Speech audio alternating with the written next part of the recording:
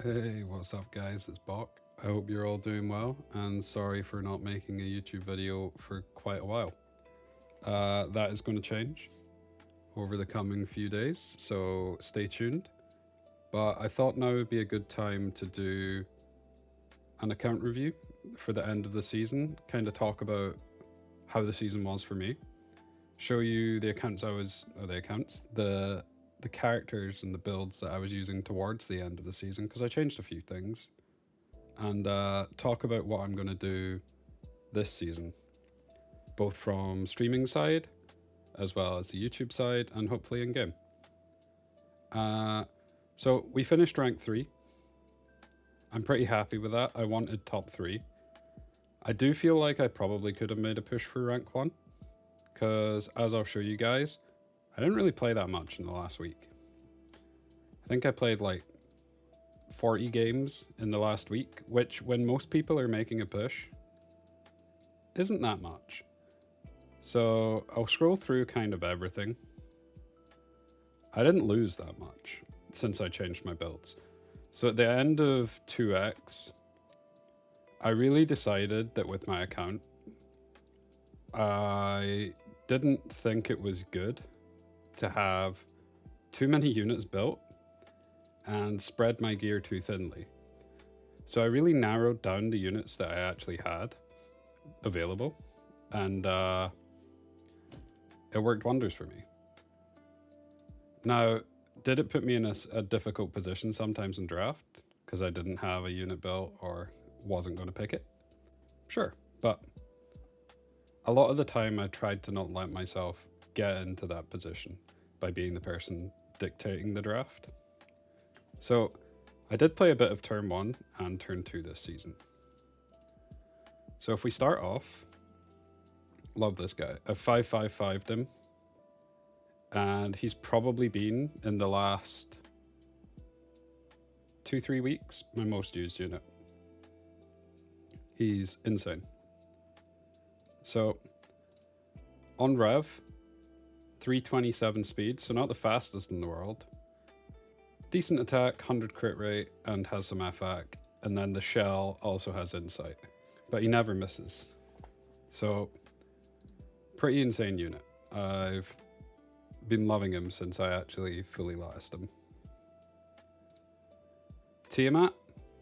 So Tiamat went back to HP crit rate just to try and survive some more of the cleave, because some of the Senyu cleave was actually just outright killing my Tiamat. So when she was on crit rate, crit damage, HP. So swapped back. But to be perfectly honest with you, outside of against cleave players where I knew I couldn't take turn 1, I didn't really pick her.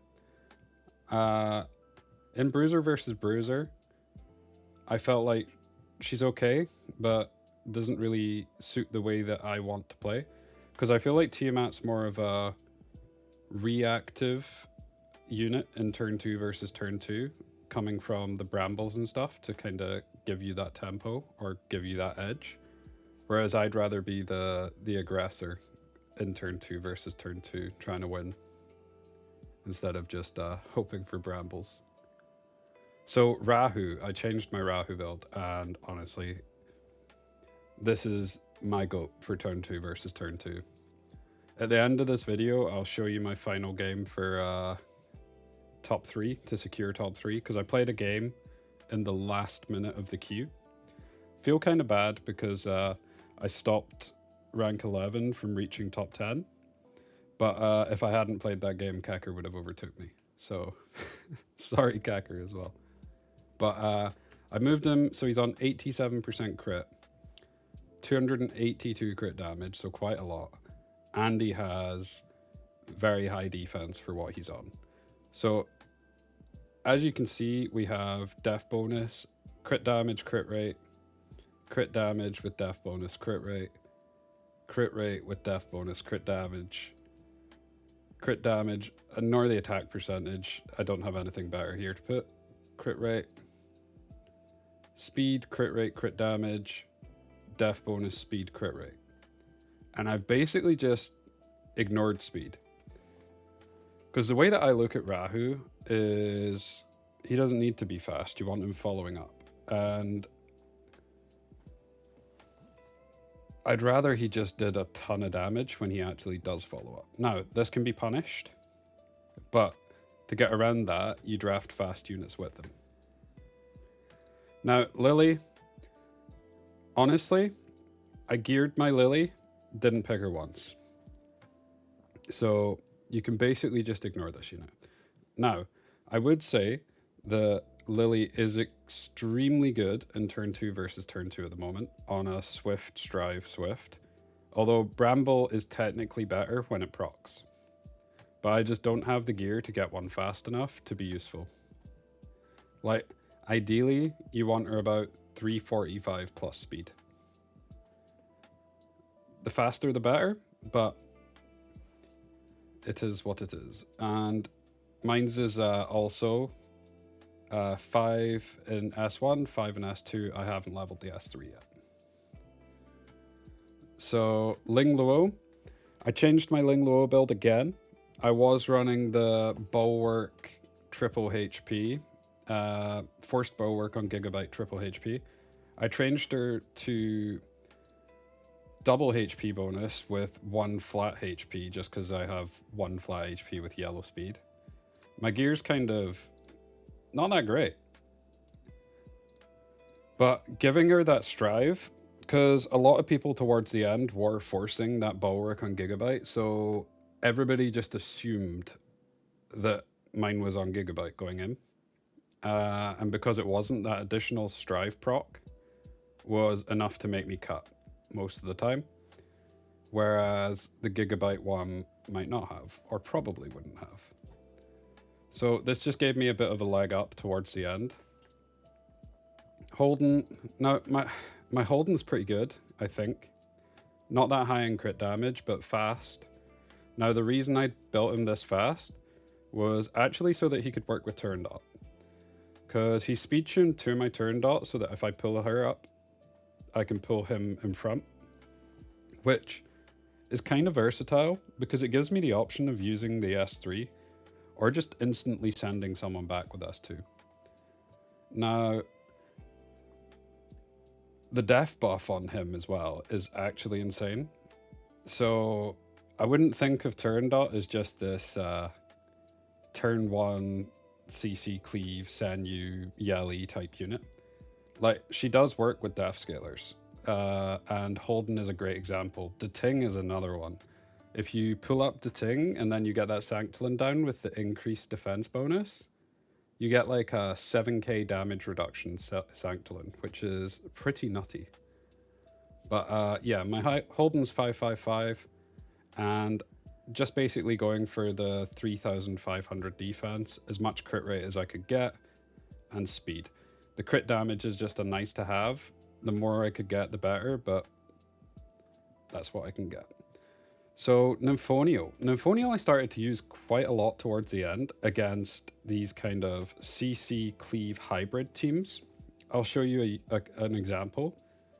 And she was really good. Because a lot of the time, the CC player would take like 2 CC units, say like a Mio and a Nahar, or a Navette and a Nahar. Always Nahar. Now, just by having Nymphoneal there on Bulwark, it forced the Nahar to choose between either S2ing Nymphoneal or S3ing the rest of my units. And if he S3s the rest of my units, if Nymphoneal gets to go, she full cleanses. Because Nahar puts 3 debuffs down, she cleanses 3 debuffs for the rest too. And one of the games actually, just before the end, I think it was like my second or third last game, the Nymphoneal came in huge, and I will show you that. But I don't actually think she's all that great in like turn 2 versus turn 2 at the moment, but she is insanely good if you're either wanting to draft her into CC cleave, or if you want to use her as a bridge for your Freya. Because if you want to take turn 1 away from the turn 1 players, you lock your Freya, you take Nymphoneal.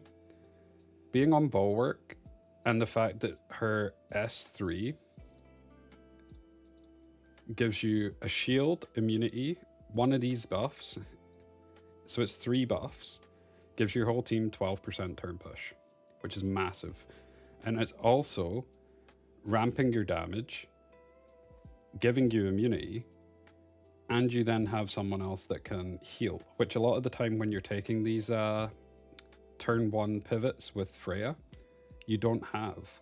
So if they ever do get a go, a lot of the time you just lose. So this made drafting like that a lot safer. And I'll show you a couple of examples. My Lilium, I changed her build. So I took her off Law of Silence.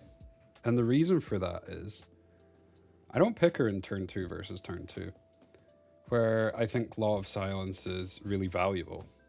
I pick her when I'm playing CC. And if I'm CCing you, she doesn't need Law. Because if you get to go, I'm going to lose anyway.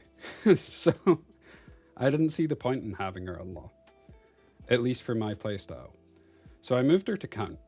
Now, because Count doesn't have Harvest, I'm forcing Harvest and Kenai. And 99% crit rate, but that's fine. We've got just shy of 3,500 attack with 360 crit damage.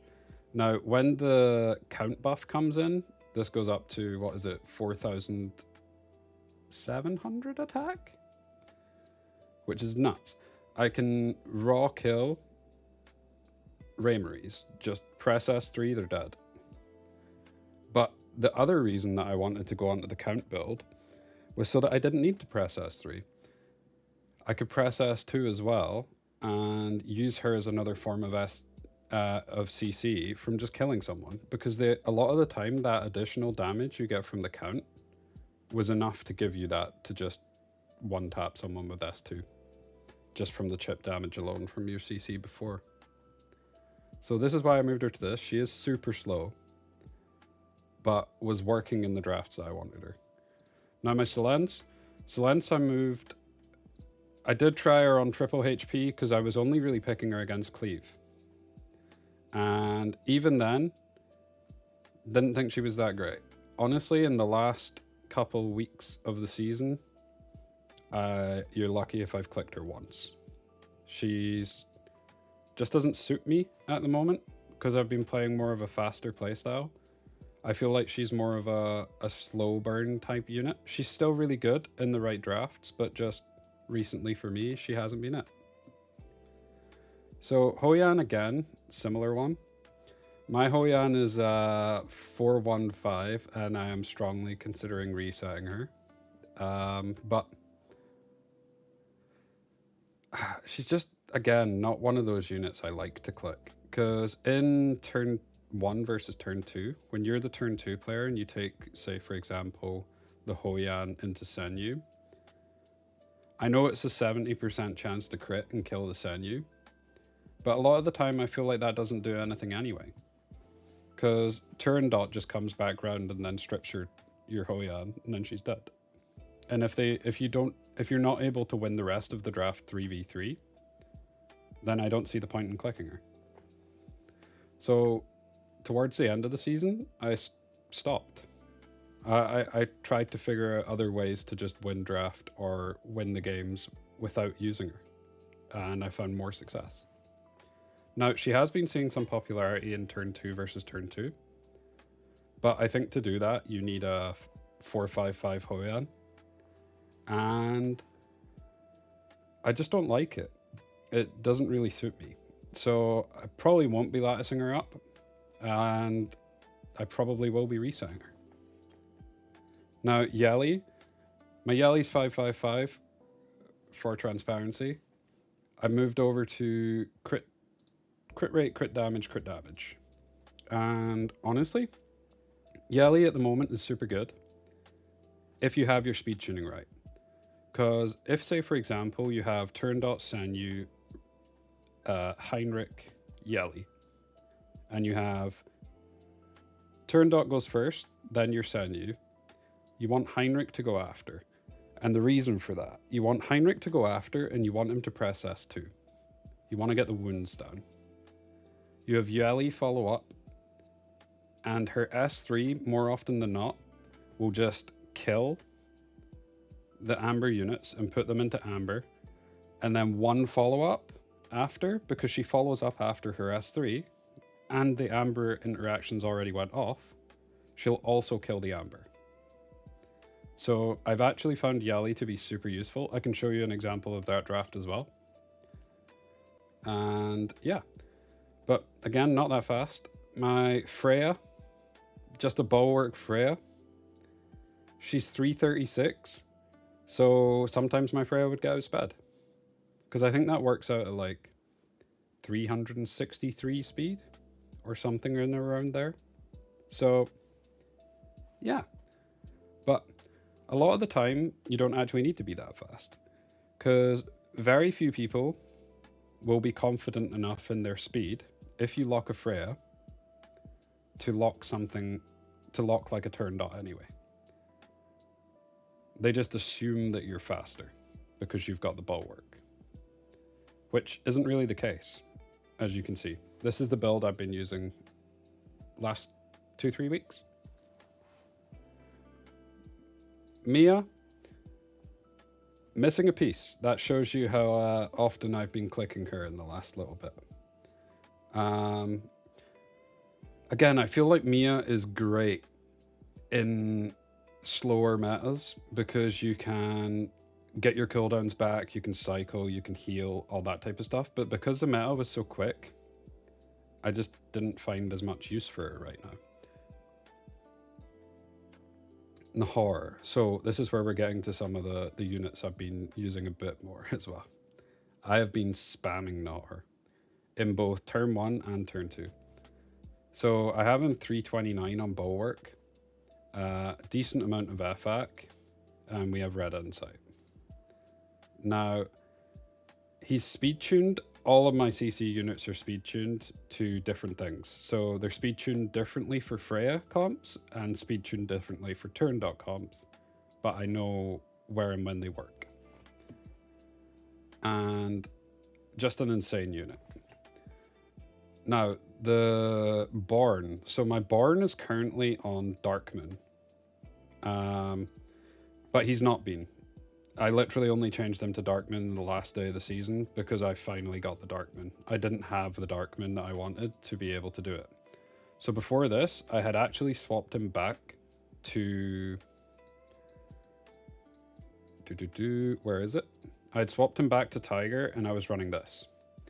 Because although I think that this shell is the best shell, so Bloodbath Harvest Swift Raid is the best shell for turn 2 versus turn 2 if you're wanting to run Born into things like Lilium, Kakardi, etc. Even the Hoyans that have been popping up. I think Bulwark, because the meta is so turn 1 and turn 2, it's such a hybrid meta at the moment, Bulwark just has more value. And if you're running Bulwark on Born, Darkmoon is just better. And the reason for that is a lot of the time the Born damage just from Darkmoon will be enough to kill a unit by itself, because you're running into CC comps and cleave comps that don't have Bloodbath. So the Darkmoon a lot of the time can just one-shot the unit, which then gives your S3 additional damage anyway. And you've got that Bulwark as an additional kind of safety blanket if they draft like one form of CC, like a Nahor. So I think Darkmoon value has went up on Born a lot. Now my Fushu is pretty fast. She's 242. I think she was triple HP. No, I've got 1 F-res piece on her. So nothing that insane.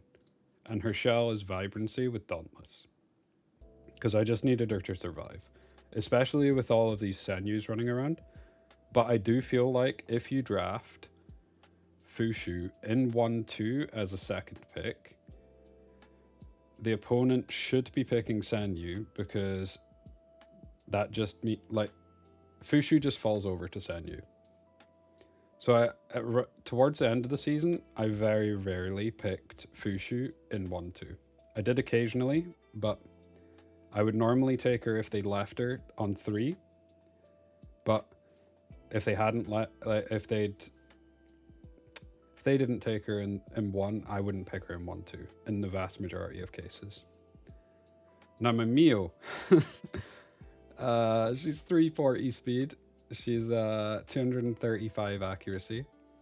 So, and she doesn't have any other stuff. Like, it's just on a broken set. I just needed to try and get speed where I could. Love that. So hopefully we can get some better speed gear this season. But yeah, I would still use Mio. And I used her a fair bit in the last kind of week of the season. And she works even at the speed, as long as you've got your unit speed tuned and you know you're going first. Now, this is a big change. So my Plume, 330 speed on Bloodbath. Now, I prioritized Plume heavily and gave her some of my best gear. Now, the reason for this, super versatile in both turn 1 and turn 2, and is super good against both turn 1 and turn 2. She's insane against turn 1, just because if you're not getting turn 1, she helps boost your whole team, which sometimes can be enough to cut, which can win you a game.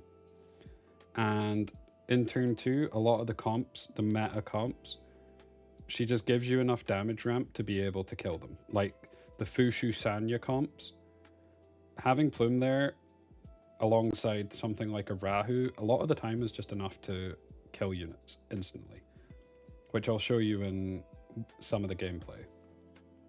But she's speed tuned to go before my Nahar if I know that if there's something like how would I put this? If I know that if they don't have an Aya, so I know they're not going to cut in turn 2 versus turn 2, or if I know they have bulwarks that I want to strip, then Plume's there. I'm going to skip Kakardi for a second because I feel like it's important to talk about Navette next, because I have my Navette faster than my Nahar.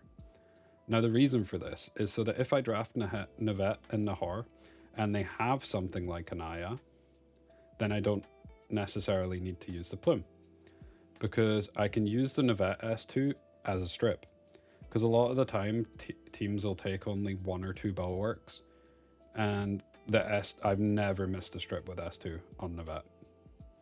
So getting that almost guaranteed strip is just insane value. The block as well, super valuable, and next season with Valyrian buff or Valyrian Awakening, she's just going to get even better. So Kakardi, I love Kakardi. I think he's a great unit, but because of the amount of AoE in the meta at the moment, he's just not it. There's too much damage just kind of flying around, and he just kind of falls over. So barely clicked him. Ray Marie. So this is probably my best built unit. This or Rahu, and it's probably not even close. So she is on crit rate, HP, crit damage, but every piece, except maybe this piece, is pretty good. Like, it's all hit crit rate, crit damage, and in fact I can probably drop 2 crit rate, and she's not even that slow. So yeah, if I'm first picking the draft, I'm taking Ray Marie. She just works in every comp. She works in CC, she works in cleave, she works in turn 2. Like, she's just the best unit. There is no two ways about it. So my Loan, I made my Loan faster, and then I slowed her down. So I made her 326 speed, but I didn't feel it was actually doing all that much, so I slowed her down and changed her build ever so slightly. So you might be looking at my Loan and thinking this is a weird stat distribution, and it is, because she's running HP, speed. This is actually an insane shell. I didn't even realize. And final damage. But and then defense, crit rate, crit damage. Just, yeah. So in terms of the crit rate's low. I also think the crit damage is low, considering I have her on a more damage orientated build, and the defense is even low. But I don't really use Loan as a major damage dealer. I mean, don't get me wrong, I want her to deal damage, But Loan for me is more of a disruption unit, especially into Fia and Veronica and things like that. So I also needed her fast enough that I could use her in both turn 1 and turn 2. Because if I'm doing a Senyu draft and I've got Loan, I need her to be able to go before they cut. Because a lot of the time, so say for example, they've got like a Ling Low. Jumping on that Ling Low and stopping the Ling Low from pressing S3 can just win you a game. So, yeah. Santic. Santic is my goat. I have been spamming Santic in turn 2. And my build isn't insane, like in terms of speed, etc. He's running double HP, 1 FAC. I think he's majority on blue and a couple of purple speeds. But he's just insane, especially into things like Sanya, Tiamat. Even though he's red, he's just insane when you pair with Rahu or Loan, because they can just stack up his crit damage buff so quickly. And the damage that they pump out from that is next level. Palin, barely clicked her, to be perfectly honest with you. I feel like she's good in slow drafts, which I just wasn't playing. So my Loan, as a lot of you has seen, is on Law. She is 555. And I'm running her triple HP right side and then just trying to get as much speed as possible. The pieces aren't that great. There's some really good pieces, but there's some really bad pieces like this. So I feel like it's pretty easy to get similar-ish stats, depending on how many dupes you have, etc.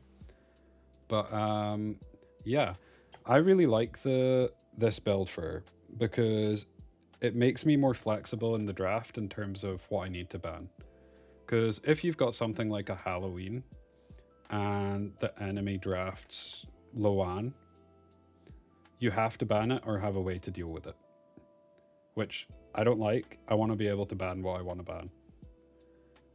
And having that Law of Silence turn 1 stops Loan from jumping on.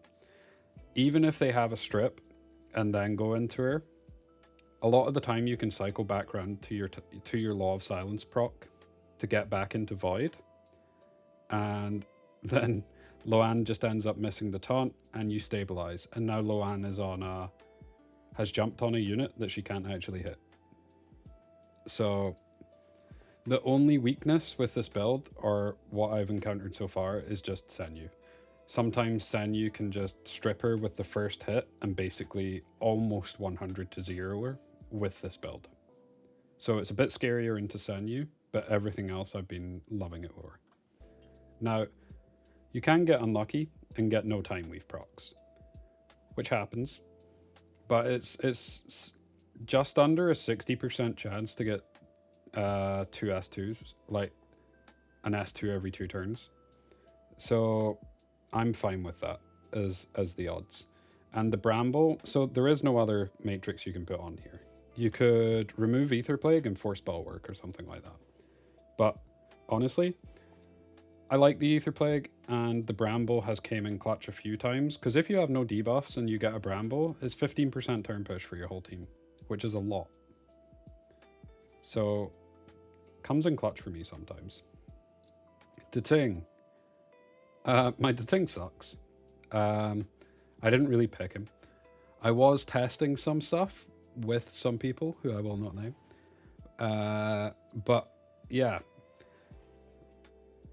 can be really good with turn dot. Don't sleep on it. I'm not going to say much more than that because I didn't really pick him. Aya. So I still think Aya is super good, but in more specific drafts than she was before. So Aya used to be one of those kind of units you could draft into a lot of turn 1 stuff and a lot of turn 2 stuff and she'd just be fine. Now I think there's specific places that you need to pick her if you're going to pick her. And it's also a lot easier to pick her when you're second pick than it is from when you're first pick. A lot of the time it's really hard to pick her as a first pick because you would need to take her on like 4 or 5. And if she's good enough to be picked on 4 and 5 in those types of drafts. A lot of the time they just ban her anyway. I feel like she needs to be a locked unit. However, she is really good against specific cleave comps when they take Freya, because just taking her stops Freya from pressing S3. Sanyu. So my Sanyu is my second fastest unit. Kind of wild. But yeah, been picking her a whole lot. And I run her faster than my Nahor and my Navette, etc. just in case she strips. Because running her as like a pseudo stripper damage dealer has just been super valuable for me. Sanya. So I got Sanya. I've played her a little bit since I got her. I think my build for her is pretty decent. Nothing insane, but pretty good. And yeah, she's just a super strong unit. Especially when paired with defense scalers, because 1S1 basically just full heals them, which is kind of nutty. Turn dot. So my turn dot broken set, 360 speed. So if anybody's curious, this is literally the fastest I can go. I cannot make a faster unit. So this is my top speed. Super cool unit. Really like her. I really like how she's actually versatile. Like you can draft her in more turn 2 oriented drafts as well. Not that people do, but you can. Chiaki, be honest, never really clicked her. Viper, super good into specific rev cleave comps, but there was a period there where he was kind of insane, but the rev cleavers started adapting to playing against Viper again, and he kind of fell off a bit. I feel like that's the way that the meta goes against turn 1. Turn 1 seems really strong. You find a counter, gets a bit weaker, then they find a counter to the counter, and it kind of yo-yos. Now, my Mizuki, I've not clicked her, but I have some insane unbreakable gear. So I have geared her up. I still need to fix the shell and stuff, but I have some ideas for Mizuki. I don't think she's gone. So, and the rest of the units didn't click or accidentally clicked, which is why Doki's down here. So like Doki, I did have geared, and the only time I picked her was an auto lock, because my Doki's not that great. So yeah, but Hellkid didn't pick, Messiah didn't pick, Veronica I don't have latticed, etc. So yeah, I will show you guys a couple of the gameplay from kind of towards the end. So I'll show you my very last game. So this is an example of the Rahu cleave I was talking about with Rahu, Santic, Nahor.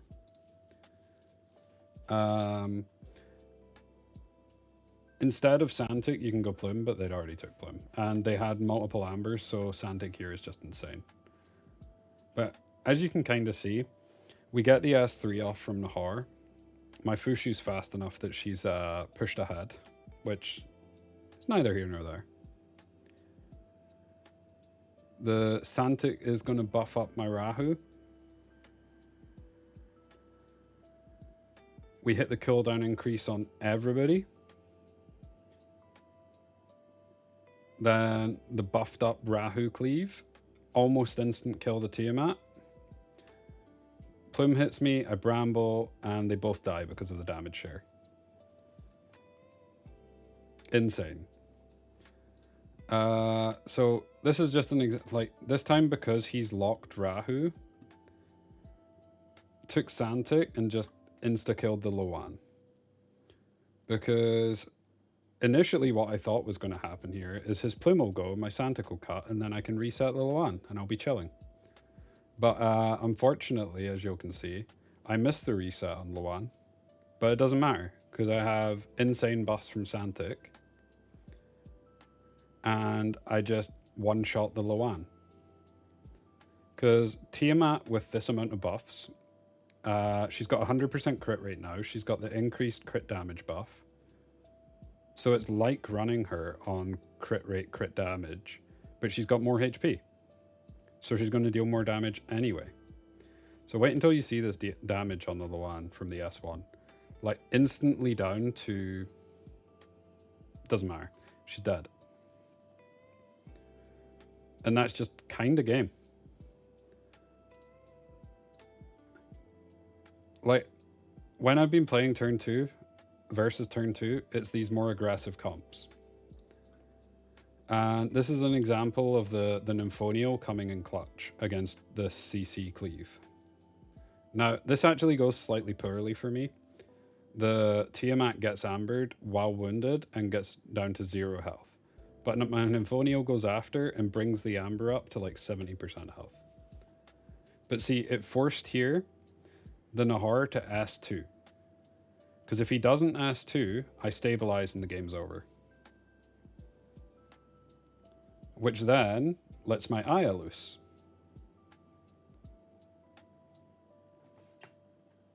Now, if I'd hit the freeze there instead of hitting the block, the game's over anyway.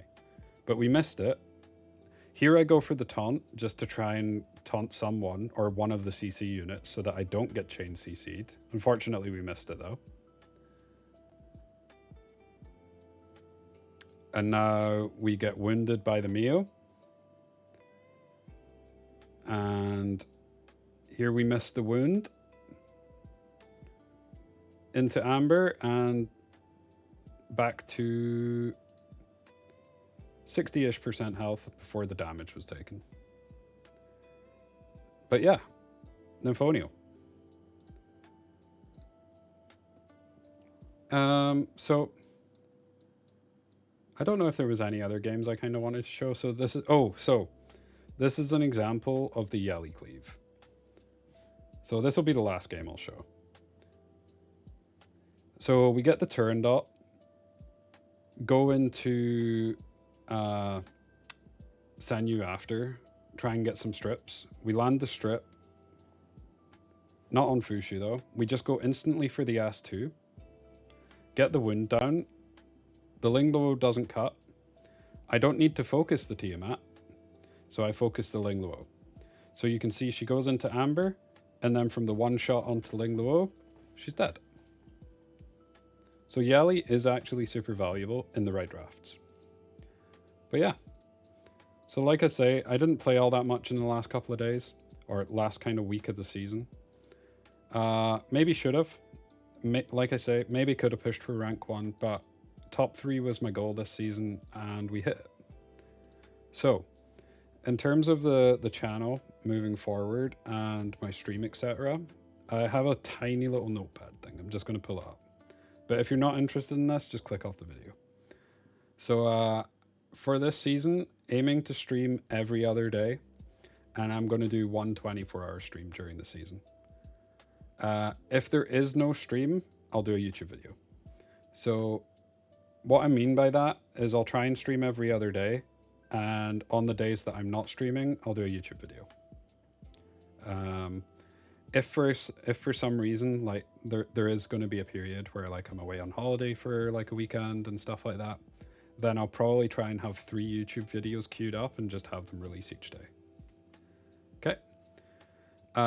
Complete champion build guides. So this is something I've talked about with a few people before, and you might have seen me talk about on my Twitch. So I'm going to do almost akin to champion spotlights from League of Legends, where I pull up a champion and I will go through all of the different build variations, stats, etc., and what I think you should use them for, where they are, the shells, all that type of thing. And I'll do that for every single champion, because I just feel it's kind of something that's missing ever so slightly, and hopefully it's helpful for some people. I'll do some videos on news and reviews and updates and things like that. So say for example, the balance patch is going to drop probably later on today, tomorrow. I'll do a video going over it and what's going to change and my initial thoughts. So same with when they release the new champion stats, etc. So that'll be happening. RTA YouTube videos. So I will do some videos that are specific for RTA. And what I mean by specific scenarios is if, say, for example, there is 1 or 2 drafts that are becoming super common, it'll be how to counter those specific drafts or something like that. This one's just a specific thing for me. I need to get better at editing because my editing skills suck. So I've been looking up some courses and stuff that I can do online so that I can get a bit better.